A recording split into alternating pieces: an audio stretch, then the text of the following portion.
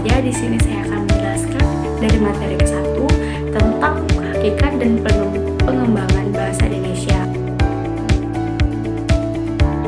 Nah, terdapat 4 poin hakikat bahasa Indonesia, yaitu 1. Bahasa Indonesia sebagai bahasa resmi dan bahasa persatuan bangsa Indonesia. Yang kedua, bahasa Indonesia adalah salah satu dari banyak varietas bahasa Indonesia.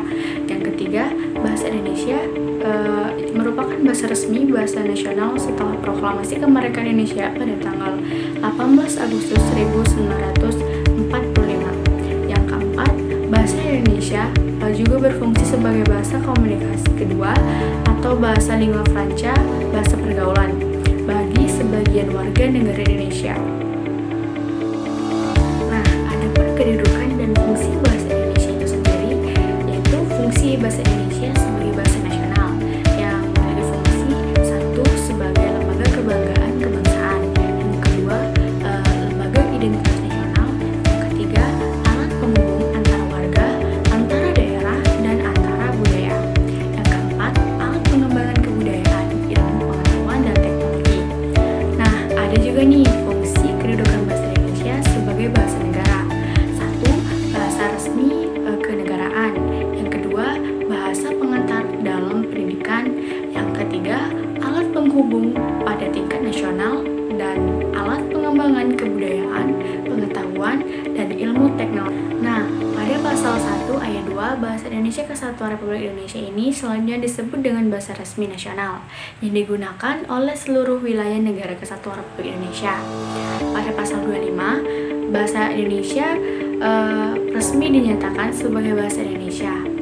Nah, pada pasal 36 Undang-Undang Negara Kesatuan Republik Indonesia pada tahun 1945 bersumber dari bahasa yang diikrarkan dalam Sumpah Pemuda pada tanggal 26 Oktober 1928 sebagai bahasa persatuan yang dikembangkan sesuai dengan dinamika peradaban bangsa. Sebelum Indonesia merdeka, pada abad ke-7 Masehi, 601 Masehi hingga 700 Masehi, bahasa Melayu kuno dipakai sebagai bahasa kenegaraan Kerajaan Sriwijaya. Nah, buktinya ada beberapa prestasi yang dikedukan bukti berangka tahun 683 Masehi. Sesudah Indonesia merdeka, Undang-Undang Dasar Negara Republik Indonesia pada pasal 36 bahasa negara ialah bahasa Indonesia, di mana ejaan Republik atau ejaan Suwandi pada 19 Maret 1947 oleh Suwandi. Menteri Pembelajaran, Pendidikan, dan Kebudayaan dalam surat keputusan tanggal 19 Maret 1947. Kongres Bahasa Indonesia yang kedua yang diprakarsai oleh Muhammad Yamin yang diselenggarakan di Medan pada tahun 1954. Pada tahun ini adanya ejaan pembaruan oleh Profesor Prijono dan E. Kotopo, hanya saja tidak diberlakukan secara resmi. Untuk materi yang kedua, saya akan menjelaskan apa itu sikap berbahasa Indonesia. Nah, sikap bahasa Indonesia adalah peristiwa kejiwaan dan yang merupakan bagian dari sikap pada umumnya. Sikap berbahasa juga sebagai reaksi penilaian terhadap bahasa tertentu. Sikap bahasa dari seseorang memakai bahasa pada masyarakat, bahasa baik yang dwibahasawan maupun yang multibahasawan. Pada intinya, pada sikap berbahasa yaitu peristiwa perasaan atau kejiwaan seseorang terhadap bahasa itu sendiri yang pada bahasa orang lain dalam mewujudkan bangga, mengejek, menolak, atau penerimaan bahasa tertentu. Ciri sikap bahasa yaitu seperti kesetiaan bahasa yang mana mendorong masyarakat suatu bahasa yang mempertahankan bahasanya dan apabila perlu mencegah adanya pengaruh bahasa lain. Kemudian kebanggaan bahasa di mana mendorong orang mengembangkan bahasanya. Yang ketiga, kesadaran adanya norma bahasa. Sikap terhadap bahasa Indonesia, yaitu sikap positif, seperti selalu berhati-hati dalam menggunakan bahasa Indonesia dan tidak merasa senang melihat orang memakai bahasa secara sembarangan.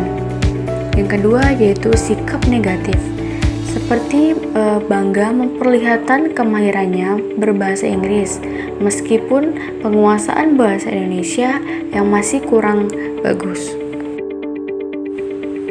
Adapun jenis sikap bahasa seperti menggunakan ide, kata baku, kalimat efektif, dan aturan paragraf bahasa Indonesia.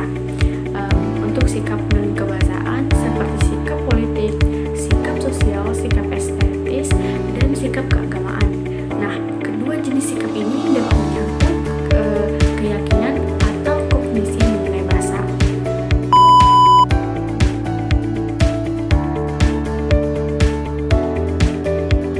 Nah, selanjutnya materi yang ketiga, saya akan menjelaskan tentang teks dalam kehidupan akademik untuk menanamkan nilai dan hakikat bahasa Indonesia sebagai pengolah ilmu pengetahuan.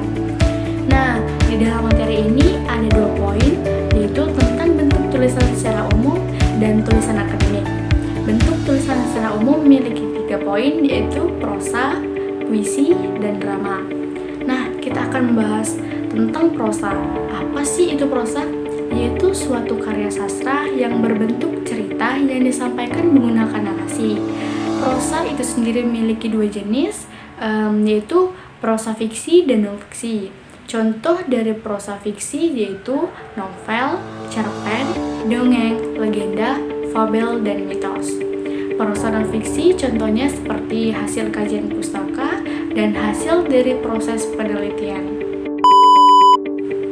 Selanjutnya yaitu puisi, yaitu suatu bentuk karya sastra yang berisi ungkapan hati, pikiran, dan perasaan penyair yang dituangkan dengan memanfaatkan segala daya bahasa, kreativitas, dan imajinasi.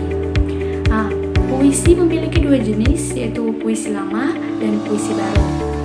Yang ketiga yaitu drama, yaitu suatu karya sastra yang menggambarkan kehidupan manusia dengan gerak seperti tragedi, komedi, opera, dan melodrama. Selanjutnya yaitu pengertian tulisan akademik, yaitu suatu jenis tulisan yang mengaji suatu permasalahan yang dilakukan melalui proses penelitian atau proses kajian pustaka dengan menggunakan bahasa baku seperti bentuk tulisan ilmiah dari hasil kajian pustaka. Nah, contohnya seperti makalah dan lainnya. Ada juga nih sistematika tulisan ilmiah dari hasil kajian pustaka seperti judul, abstrak, kata pengantar, daftar isi, dan pendahuluan. Nah, hasil dari proses penelitian yaitu halaman judul, abstrak, kata pengantar, daftar isi, dan pendahuluan. Landasan teori seperti materi penelitian dan hasil penelitian. Selanjutnya, materi yang keempat, saya akan membahas tentang menjelajahi dunia pustaka dari berbagai sumber referensi digital. Nah, adapun beberapa sumber dunia pustaka dari berbagai referensi digital seperti Crossref, PDF Drive, Mendeley, Taylor Prancis Online, Library Genesis, Google Trends, Open Knowledge Maps, dan Phosphorus. Nah, baiklah, saya akan menjelaskan beberapa sumber dunia pustaka dari berbagai referensi digital. Nah, yang salah satunya yaitu aplikasi Mendeley. Nah, aplikasi ini membantu dalam membuat citasi atau kutipan dan membuat daftar pustaka. Adapun jenis Mendeley yaitu Mendeley Desktop, Mendeley Web, dan Mendeley Reference Manager.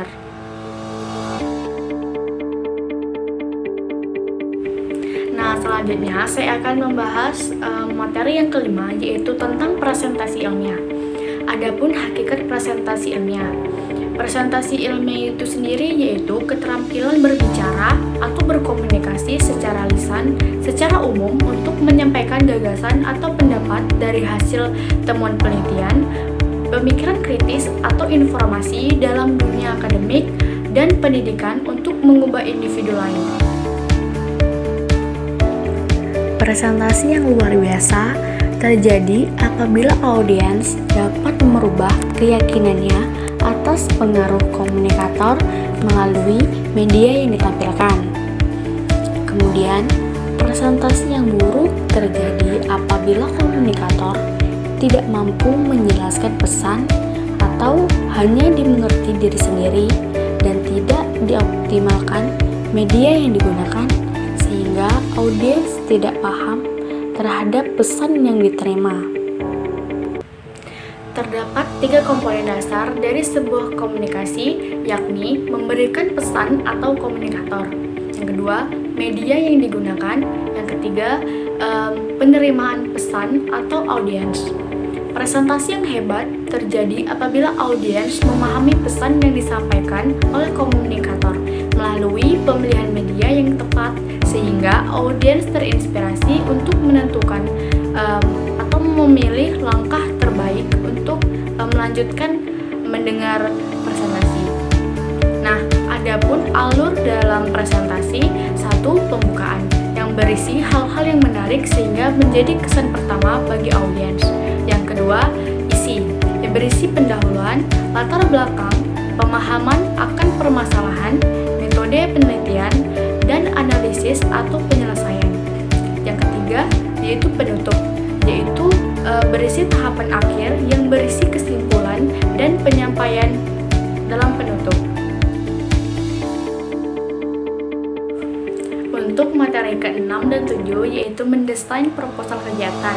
Nah, adapun hakikat proposal kegiatan yaitu rencana kegiatan yang dituliskan dalam bentuk rencana kerja yang akan dilaksanakan dalam bentuk kegiatan pembuatan produk atau jasa yang akan diajukan pada pihak-pihak tertentu untuk memperoleh pembiayaan terhadap kegiatan yang akan dilakukan. Adapun jenis dari proposal itu sendiri yaitu proposal penelitian, proposal proyek, proposal kegiatan, dan proposal bisnis. Nah, adapun ciri-ciri dari proposal itu sendiri yaitu berisi ringkasan kegiatan atau penelitian, terdapat pihak yang mengajukan proposal, terdapat pihak yang ditunjuk, bersifat sebagai pemberitahuan, menggunakan bahasa baku, memiliki struktur penulisan, disusun secara sistematis, dan isi dapat dipertanggungjawabkan. Nah, adapun sistematika proposal kegiatan yaitu judul, yang mana pemilihan judul ini harus up to date. Yang kedua, daftar isi, yakni pemberian halaman setiap sub-bab sesuai isi proposal. Yang ketiga, bab 1, yaitu pendahuluan, berisi ungkapan potensi dan peluang pasar terkait dengan ide produk yang akan dipasarkan. Bab 2, yaitu gambaran umum rencana usaha, berisi uraian atau kondisi umum lingkungan yang akan menunjukkan potensi sumber daya dan peluang pasar termasuk analisis ekonomi usaha yang dirancangkan. Yang kelima yaitu bab 3, metode pelaksanaan yang berisi cara untuk membuat produk dan kombinasi usaha, pengemasan dan pemasarannya sekaligus tahapan pekerja dalam mencapai tujuan program tersebut. Yang keenam yaitu bab 4, biaya dan jadwal kegiatan, berisi rincian anggaran biaya yang dibutuhkan pada kegiatan tersebut. Yang ketujuh yaitu daftar pustaka. Cukup sekian materi yang dapat saya sampaikan. Saya akhiri, saya ucapkan terima kasih.